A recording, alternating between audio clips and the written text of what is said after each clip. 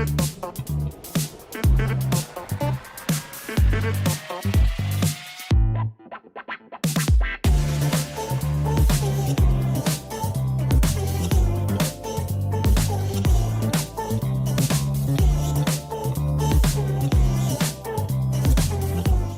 la compagnie, c'est Mushroom.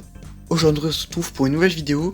Alors j'ai lancé un nouveau projet sur cette chaîne, c'est de faire des comptes rendus vide-grenier, parce que moi j'en fais énormément des vide-greniers. Et puis bah du coup je vais vous montrer un peu ce que je trouve dans les vide-greniers. Alors déjà vous voyez il y a plein de trucs hein. Ça, alors on en parlera après. Voilà, donc je lance ça. Alors je vais pas faire un compte rendu vide-grenier tout le temps, parce que bah il y a des fois des vide-greniers où je trouve absolument rien. Donc c'est un peu nul de faire des vide-greniers quand il n'y a rien quoi. Je peux vous présenter, s'imagine que j'ai juste acheté ça, je vais pas vous montrer qu'il n'y a que ça. Donc voilà, donc je vais vous montrer tout ce que j'ai acheté durant entre mi-mars et puis mi-avril. Donc là on est le 18 avril, du coup je vais vous montrer tout ce que j'ai acheté durant cette période. Donc, alors déjà cette année 2022, elle a commencé très bien avec les vide-greniers. J'ai trouvé plein de trucs, mais plein. Enfin ça, mais pour moi c'est plein de trucs parce que c'est génial, tout simplement. Alors on va commencer directement par le premier vide-grenier que j'ai fait. Donc j'ai trouvé Rayman contre les lapins crétins encore plus crétins. Donc c'est un jeu Wii, hein, tout ce qu'il y a de plus classique. Je suis en train de martyriser la boîte, mais c'est pas grave. Alors par contre les CD ils sont un peu chiants à enlever, voilà. Donc pareil, hein, un petit jeu. Alors j'ai pas de Wii, mais ça va arriver un jour. Parce que j'y joue sur PC, donc c'est un peu légal quoi, parce que j'ai le CD original. Donc le CD est en plutôt bon état, je l'ai essayé, il marche très bien. Donc voilà, voilà, avec ce petit jeu.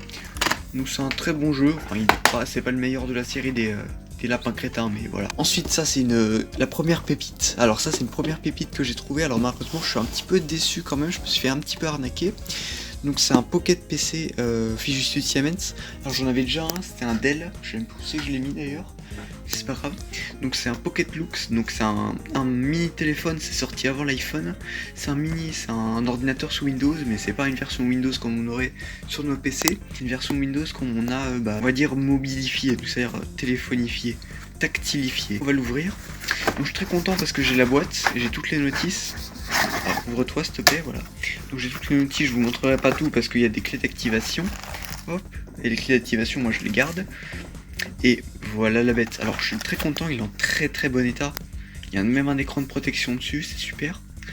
Donc niveau ça je suis plutôt content, hein, il est en plutôt bon état. Ça c'est pas le problème. Le problème c'est que la batterie est morte et que je n'ai pas le chargeur d'origine. Enfin je sais pas si c'est la batterie qui est morte ou que j'ai pas le chargeur d'origine et du coup je ne peux pas le recharger. Parce que j'ai le câble qui va là, hein, si je le branche ça marche. Mais en fait à chaque fois que je le débranche il s'éteint immédiatement puis il se réinitialise. Il se remet à zéro tout seul, mais je sais pas pourquoi. Parce que en tout cas j'ai pas le chargeur secteur d'origine. Ça c'est un chargeur secteur, mais c'est pas compatible avec. Du coup c'est dommage. Bon bah voilà du coup hein, c'est tout ce que j'ai à vous montrer avec ce truc. Donc il est beau, hein, je pense que voilà. Il y a un petit stylet avec, donc il y a tout avec. Hein. Il y a un petit stylet, ça il est pas perdu. Tac, on le range. Voilà. Oh, j'ai même pas remis les notices, c'est pas grave. Oui, là c'est le bordel, hein, parce qu'en ce moment je suis en train de tester ça.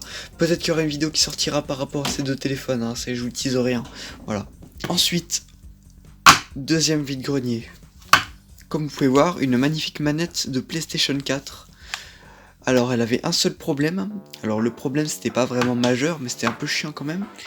C'est que quand on touchait un tout petit peu ce joystick là, bah il allait vers le haut tout seul, ça veut dire qu'en fait il faisait du drift, hein, même si il bougeait pas, le joystick croyait qu'il allait en haut, donc du coup bah, mes personnages dans les jeux ils bougeaient en haut, du coup c'est chiant.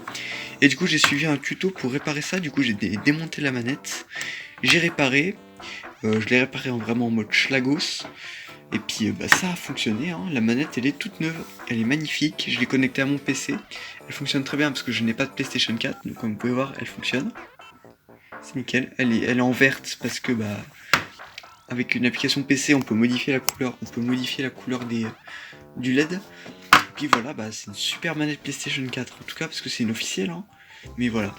Donc c'est super, je suis vraiment content de cet achat. Attention parce que je l'ai pas payé 60 €, je l'ai pas payé 40 €, je l'ai pas payé 20 €, je l'ai pas payé 10 €, je l'ai payé 8 €.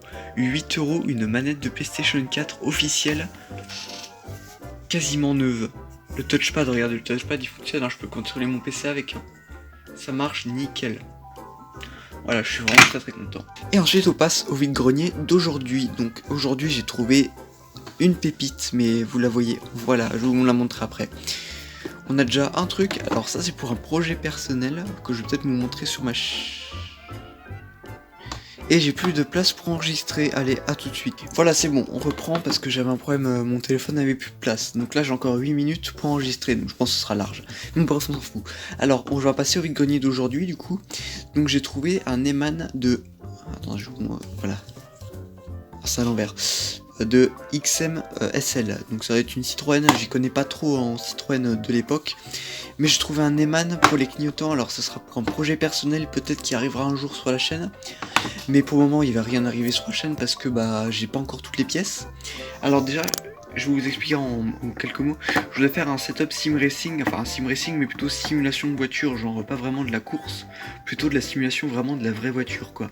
Donc j'ai déjà un volant, j'ai déjà des pédales. Puis bah maintenant il me manque plus que le reste, hein, faire un tableau de bord avec des clignotants, des boutons de clignotants, un compteur. Et ouais, donc vraiment j'ai vraiment hâte de commencer ce projet. Parce que bah c'est un truc que je veux faire depuis un petit moment déjà, ça fait déjà 2-3 ans que je veux faire ça. Mais je trouve pas le courage et puis là il faut trouver les pièces aussi, hein, parce que ça se trouve pas forcément tout en neuf.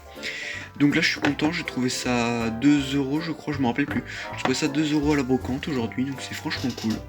Donc voilà. Et donc du coup là on va passer au Graal. Mais c'est vraiment le Graal du Graal. Alors c'est un truc de fou, j'ai jamais vu ça sur une brocante, jamais. Microsoft Excel pour Windows 95 scellé. C'est-à-dire qu'il est encore sous blister. Et je suis face à un gros dilemme. Je sais pas si je l'ouvre pour faire une vidéo YouTube.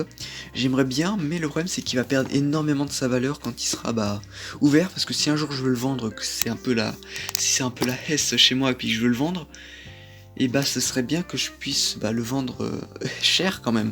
Parce que ça va vendre, allez, on va dire aux alentours des 80-100 € comme ça. Et je l'ai payé, accrochez-vous, 3 €. 3 € ce bail. Alors c'était des personnes âgées très gentilles d'ailleurs qui me l'ont vendu. J'ai un peu négocié le prix parce que au départ c'était 5 €. Après j'ai négocié à 3 € parce que voilà, c'était bien. Donc voilà. Donc ce sera un peu tout pour ce vide-grenier, ce compte rendu vide-grenier. Donc j'espère que vous aurez aimé cette vidéo. N'hésitez pas à lâcher un petit pouce bleu si vous voulez que je fasse d'autres vidéos compte rendu vide-grenier. Et puis du coup on se retrouve pour une prochaine vidéo. Allez, bye bye.